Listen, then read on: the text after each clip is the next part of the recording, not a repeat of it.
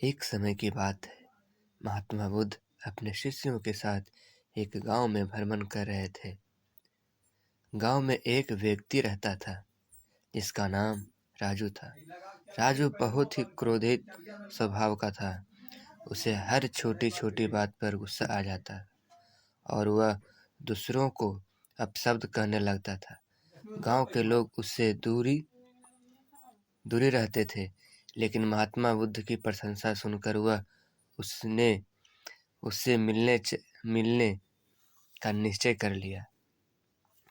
एक दिन राजू महात्मा के पास गया और उसने पूछा, हे महात्मा, आप इतने शांत और प्रसन्न कैसे रहते हैं?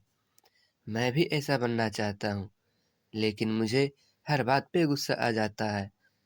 महात्मा मुस्कुराए और बोले, राजू, क्या तुम सच में गुस्से पर काबू पाना चाहते हो? राजू ने तुरंत उत्तर दिया, हाँ महात्मा जी। बुद्ध ने उसे एक कार्य दिया।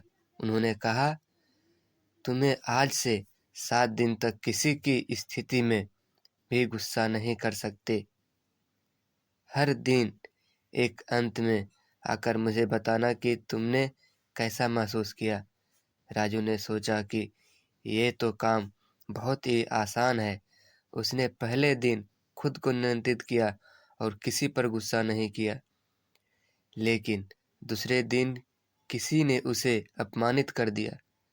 राजू का गुस्सा भड़क उठा, लेकिन वह महात्मा बुद्ध के वचन को याद करके चुप रहा। तीसरे दिन जब वह खेत में काम कर रहा था तो एक किसान ने उसे बेवजह डांट दिया।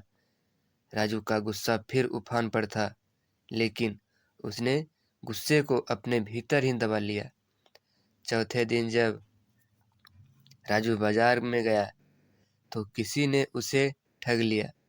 उसके अंदर क्रोध का ज्वालामुखी फटने वाला था, लेकिन वह किसी तरह से शांत रहा। पांचवें दिन उसके एक मित्र ने उसके बारे में कुछ गलत बातें फैलाई। राजू को बहुत गुस्सा आया, लेकिन उसने फिर भी अपना संयम बनाए रखा। छठे दिन उसकी पत्नी ने उसे बिना वजह कुछ कह दिया। राजू का गुस्सा फिर उबल उठा, लेकिन वह कुछ नहीं बोला। सातवें दिन एक बच्चे ने उसके ऊपर पत्थर फेंका। अब तो राजू का धैर्य समाप्त हो गया और वह बच्चे पर चिल्लाने ही वाला था, लेकिन उसी समय उसे महात्मा बुद्ध की याद आई। उसने गहरी सांस ली और शांत हो गया। 7 दिन बीत जाने के बाद राजू महात्मा के पास गया और बोला, हे महात्मा, इस 7 दिनों में मैंने सीखा है कि गुस्सा एक विष के समान है।